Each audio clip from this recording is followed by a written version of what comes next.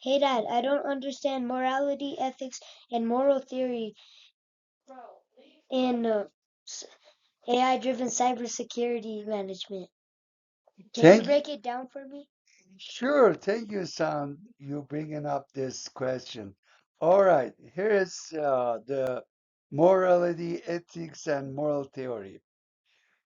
First of all, welcome everyone to this video on the nature of morality and moral theories. Let's begin with two terms that are often used interchangeably: morality and ethics. Morality is the system we use to determine right and wrong conduct. Ethics is the philosophical study of morality itself. Morality focuses on what we do. Ethics focuses on how we think about what we do. Moral theories help explain how moral judgments are formed and why certain actions are considered right or wrong. Okay, Dad, but can you go further into moral theory for me? Sure, son. What is a moral theory? Let's start from there. What is exactly is a moral theory, right? A theory is a structured way of explaining ideas. A moral theory explains why actions are right or wrong, not just that they are.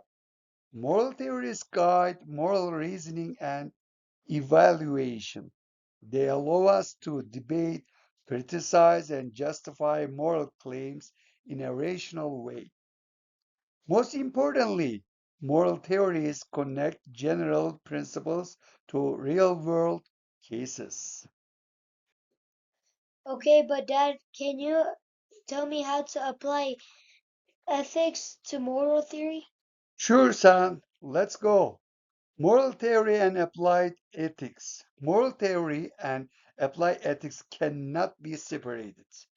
Whenever we evaluate a moral issue, we rely on some idea of what determines right and wrong.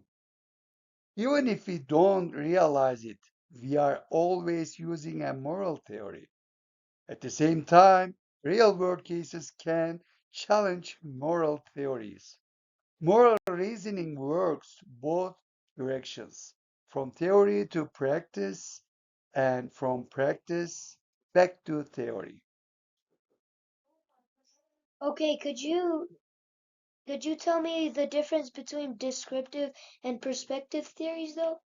Sure, descriptive versus perspective theories. Another key distinction is between descriptive and perspective theories. Descriptive theories explain how people actually make moral judgments. Perspective theories explain how people ought to make moral judgments. Sociology studies behavior. Philosophy studies moral correctness. Most moral theories are prescriptive because they aim to guide action. Okay, Dad, could you tell me what are those theories? All right, son, let's begin with subjectivism and cultural relativism then. Moral subjectivism claims that right and wrong depend on individual feelings. If something feels right to you, then it is right for you. This view denies objective moral standards, though. Cultural relativism shifts morality from individuals to cultures. While this encourages tolerance, it limits moral criticism and denies moral progress. Okay, Dad, but I wanted to know if there were any other theories. Sure, son. Okay, let's talk about ethical egoism and divine command theory. Ethical egoism claims that actions are right when they promote self interest. Helping others is allowed, but only if it benefits you. This view denies genuine altruism and conflicts with common moral intuition. However, on the other hand, divine commentary claims that morality comes from God's commands. However, this raises questions about arbitrariness, knowledge, and moral independence. Okay, Dad, but I heard about utilitarianism. But could you give me a breakdown about what it is? Sure, son. Okay, let's talk about utilitarianism. It's hard to say, right? Yeah. Okay, utilitarianism focuses on consequences. The morality right action is the one that produces the greatest overall happiness. Everyone's interests count equally. There are two forms, though: act utilitarianism and rule utilitarianism. Critics argue that utilitarianism can sacrifice individual rights for the greater good. Okay, Dad, but I heard about German philosopher Kant, and I wanted to ask you, does he have any moral theories, or does he even have any theories at all? Good question, son. Let's talk about Kantian and rights-based theories then. Kantian ethics focuses on duty, rationality, and intention. Moral actions are done because they are our duty, not because of outcomes. The categorical imperative requires universal principles. People must be treated as ends in themselves, never merely as means. This idea forms the basis of rights-based theories, which is virtue of ethics of Aristotle.